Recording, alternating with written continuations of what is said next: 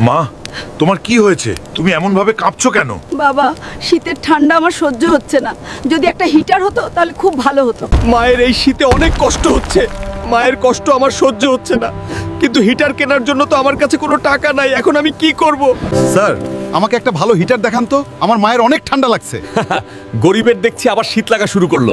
আগুন জ্বালিয়ে কোনোভাবে শীত কাটিয়ে দে। তোর এত বড় সাহস, আমাকে অপমান করেছিস। আমার টাকা না থাকলেও আমি মায়ের জন্য আজকে হিটার নিয়ে যাব। এই ড্রাগন, ভালোই ভালোই আমার সাথে চল। তোর মুখের আগুন দিয়ে আমার পুরো বাড়ি গরম করে রাখবি। হাল্ক, আজ তোকে দিয়ে আমি ডিনার করব। ড্রাগন, আমি সব প্রস্তুতি নিয়ে এসেছি। এখন ভালো ছেলের মতো আমার সাথে চল, না হলে জীবনে আর মুখ থেকে আগুন বের করতে পারবি না। তাড়াতাড়ি চল ড্রাগন, আমার মা আমার জন্য অপেক্ষা করছে। আর তুই যদি আমাদের সাথে এই শীতে থেকে যাস, তাহলে তোকে ভাপা পিঠা খাওয়াবো। মা, বের হয়ে এসো, দেখো তোমার জন্য একটা বেস্ট হিটার নিয়ে এসেছি। আরে পাগল!